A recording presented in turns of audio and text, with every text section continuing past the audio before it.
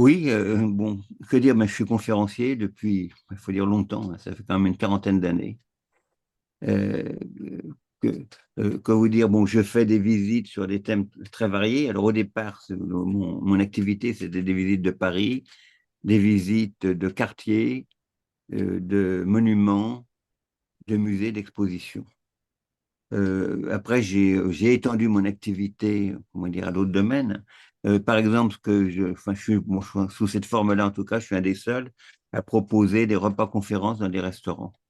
Alors, est-ce que vous pourriez nous relater le dernier repas conférence que vous avez animé, que vous avez proposé puis animé? Alors, attendez, là, ah ben, le dernier, ça a été, oui, le dernier, ça a été avant les vacances, ça a été chez Pierre Gagnère. D'accord. Et vous y Gagnère, avez. c'est un des meilleurs restaurants, même pas en France, mais au monde. C'est tout à fait extraordinaire. Bon, le prix est élevé, évidemment, mais comment dire, raisonnable par rapport au prix d'un restaurant gastronomique. D'accord. Le principe, moi, j'interviens entre les plats. Enfin, j'interviens au moment de l'apéritif, entre les plats, sur des thèmes liés à l'histoire du quartier, à l'histoire du restaurant. Chez Gagnère, par exemple, il y a une histoire de la gastronomie, parce que, bon, comme Gagnère est quelqu'un de très innovateur sur le plan gastronomique, je raconte bon, les grandes lignes de l'histoire de la gastronomie. Comme c'est situé rue Balzac, ben, je parle de Balzac. Voilà. Comment dire, l'intérêt de ces repas, c'est qu'il y a aussi une convivialité. Moi, je ne parle que quand la table est desservie. Dès qu'on resserre, je me tais. Et donc, les convives bon, échangent entre eux. Enfin, ça donne des moments qui sont tout à fait sympathiques. Alors, les convives échangent entre eux. Est-ce qu'il y a aussi une interaction, enfin, beaucoup d'allers et de retours, de questionnements peut-être de la part de ces convives par rapport Un à petit, l'objet? oui, un petit peu, mais si vous voulez, c'est comme dans beaucoup de visites. Bon, je propose toujours comment dire, au public de poser des questions, d'intervenir, et finalement, les gens interviennent assez peu, hein. Hmm. Ils interviennent assez peu, peut-être que bon, des questions leur viendraient plus tard, hein. Alors peut-être un peu plus quand même dans les repas, parce que ça s'y prête, hein. Bon, ça, oui, c'est pas, comment dire, c'est pas évident de faire intervenir le public. D'accord. Et parmi les convives de ce repas en particulier, est-ce que nombre d'entre eux sont des fidèles de vos conférences, par exemple, ou est-ce que vous parvenez à renouveler votre auditoire de façon régulière?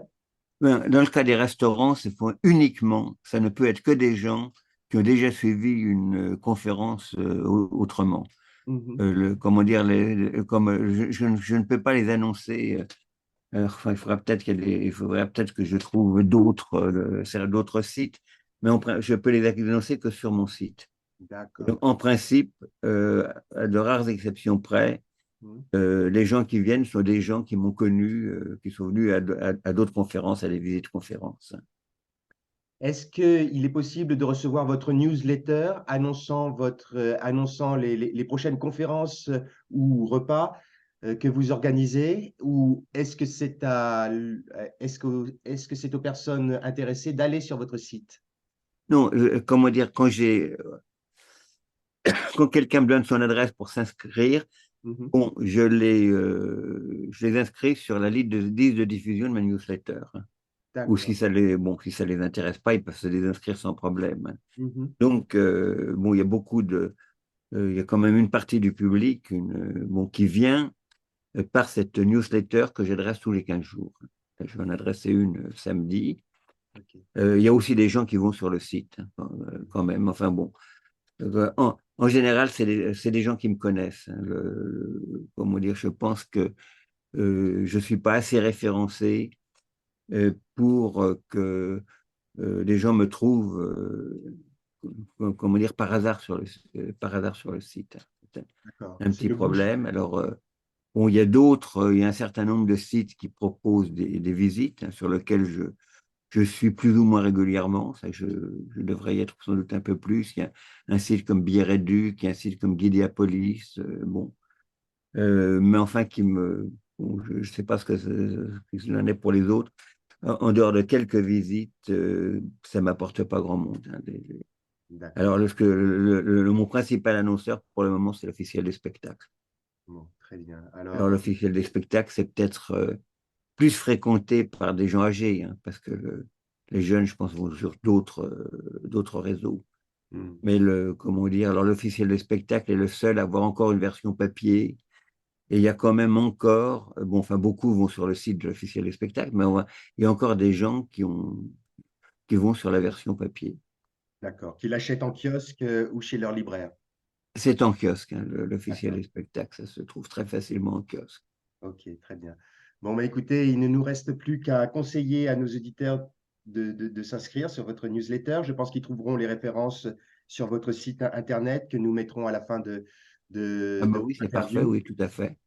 Donc, je vous remercie, Pierre-Yves, d'avoir répondu à nos questions et je vous souhaite bon succès et plein de tours intéressants et d'échanges intéressants avec votre auditoire. Eh bien, écoutez, je vous remercie de cette interview. Enfin, À bientôt, Pierre-Yves. à bientôt.